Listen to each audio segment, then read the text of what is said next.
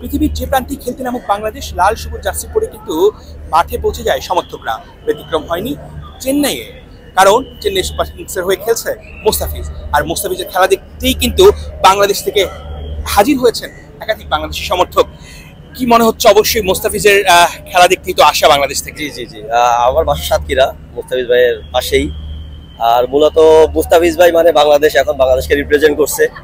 আর মুস্তাফিজ ভাই মানে চেন্নাই, আমরা চেন্নাইয়ের সাপোর্টার, আমরা মুস্তাফিজ ভাইয়ের সাপোর্টার। এ কারণেই মূলত আসা। আমরা দুই দলেরই শুভাকাঙ্ক্ষী, একজন জিতলেই জিতে যায় দলই। অফকোর্স সেটাই জীবন। আপনি নিশ্চয়ই বাংলাদেশ নিয়ে অনেক গান লিখেছেন, আপনার গান কিন্তু সবাই জানে, এবং আপনি যেখানেই বাংলাদেশ খেলুক সেখানেই ছুটে যান।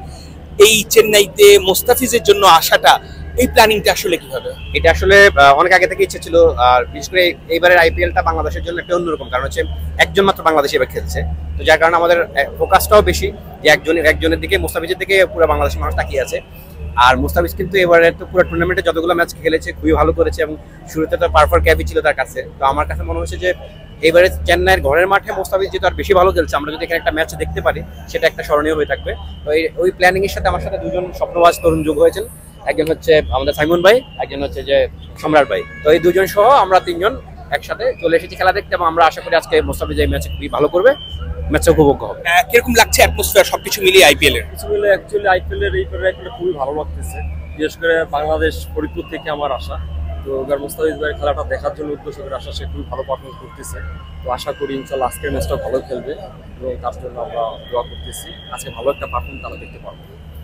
আরেকটা বিষয় আমি একটু জানতে চাই, আসলে মোস্তাফিজের যে পারফরমেন্স, এবং এখনো পর্যন্ত 6টা ম্যাচ খেলে যে 11টা উইকেট পেয়েছে, এবং চেন্নাই সুপার কিংসের হয়ে সর্বোচ্চ উইকেট শিকারী কিন্তু সে, তার কাছে পার্পল ক্যাপটা কি আবার ফিরতে পারে? কারণ তার আগে আরো দুইজন আছেন, সেক্ষেত্রে কি মনে হচ্ছে আজকের ম্যাচটা? আজকে কিন্তু পসিবল, কারণ হচ্ছে মুস্তাফিজ যদি আজকে 3টা উইকেট পায় তাহলে কিন্তু মুস্তাফিজ কিন্তু টপে চলে আসবে। তো আমরা আশা করছি, কারণ এই মাঠে কিন্তু মুস্তাফিজ যেহেতু আগের 4টা ম্যাচে 8টা উইকেট পেয়েছে, 3টা ম্যাচে 8টা উইকেট পেয়েছে বেসিক্যালি, তাহলে ওই জায়গা থেকে আমরা হিসেবে করে পসিবল। এবং আমরা আশা করি মুস্তাফিজ নিজেও চাইবে, যেহেতু সে বেশি ম্যাচ এখানে খেলার সুযোগ পাচ্ছে না, দেশে ফিরে যাবে, সে নিশ্চয়ই চাইবে খুব ভালো করে আজকে 3টা উইকেট এরকম নিয়ে নিতে, আরো বেশি উইকেট। আমরা তো 4 বেশি উইকেট নিয়ে।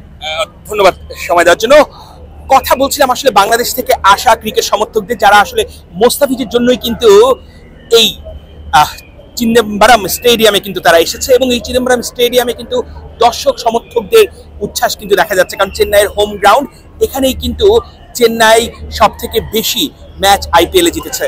এবং চেন্নাই সুপার কিংসের এই ম্যাচকে ঘিরে ম্যাচ শুরু হওয়ার প্রায় 2-3 ঘন্টা আগে থেকে কিন্তু আমরা দেখেছি বিভিন্ন জায়গায় জার্সি বিক্রি হচ্ছে, বিভিন্ন জায়গায় মানুষ নানা রকম উচ্ছ্বাস উদ্দীপনা নিয়ে চেন্নাইকে সাপোর্ট করতে আসছে।